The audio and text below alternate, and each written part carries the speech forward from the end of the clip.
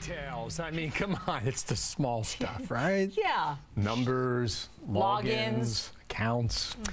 President Obama's second-term agenda taking a big hit over this budget battle. Already some of his top legislative items that have been pushed to the back burner, including immigration reform and raising the minimum wage. Alan Colmes is the host of The Alan Colmes Show and a Fox News contributor, and David Webb is the host of David Webb Show on Sirius XM's Patriot Channel, co-founder of Tea Party 365, and a Fox News contributor. Gentlemen, thanks so much for being here. Alan, I want to start with you, because it's not just that the president's ideas for legislation in his second term have been back-burnered. Right. How does he expect to get bipartisan support for gun control, for immigration reform, for the minimum wage after all this acrimony of this debt ceiling battle? Well, they hate Obama so much, he's going to have a very hard time. It's amazing he ever got health care done. It's amazing he's done anything during his first term, given the acrimony, as you point out, with which Republicans battle Obama. They want nothing to do with him. If he's for it, they're against it, and vice versa. Okay. He's going to have a very hard time with his agenda because of the shutdown and because of weather. But however, as we are seeing,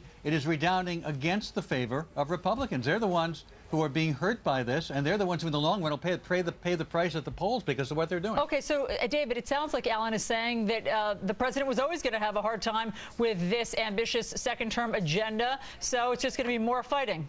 Well, you know, Alan is the great prognosticator. He must be omniscient because he can tell us the outcome of what the debt ceiling battle or the shutdown he's will got be skills. ahead of time. I mean, I hope he gets me my lottery numbers later.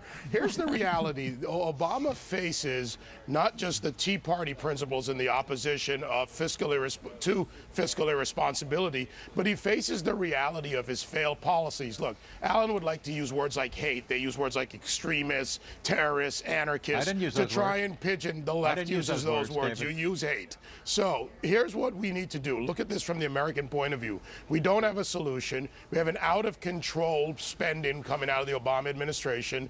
We really don't have a crisis, by the way, if we do a few things. Well, we do have a crisis. But if the president chooses to pay the interest on the debt, he will not be the first president to default in over 200 years. So he can actually do that, then prioritize. You know, let me try and cut through this a little bit, because Republicans in the House came out with some ideas this morning. They seem pretty moderate, you know? I mean, if you want to bridge the two sides. Then Harry Reid came out on the floor of the Senate, Alan, and blasted the idea, but he did not offer specifics.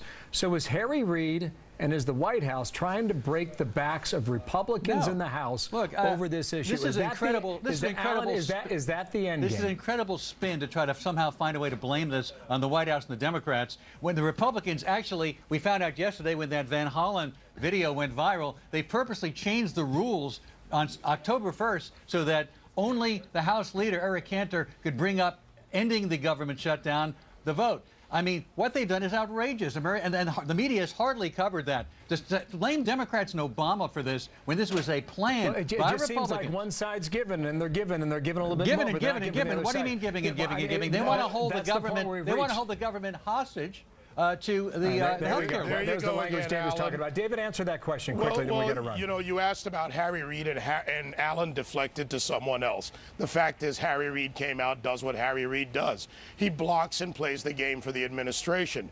The president says, I won't negotiate. That's not a point for compromise, no matter what Alan says or what he'd like us to believe. He already did negotiate. Well, he negotiated from a position of I will not negotiate. No, he already Alan. actually brought spending down to 2008 levels. That's already been done. All right. Here's what we do need to do. Here's what we do need to do. We need to get to the point where we stop this out-of-control spending, regardless of the back and forth and the political gamesmanship that's going on, because the losers are the American people who don't have a budget in place and a government that is way over what it should be in size and scope. Thanks to both of you. We will continue this in the hallway, okay? David Webb, Alan Colmes, thank you, fellas. Okay.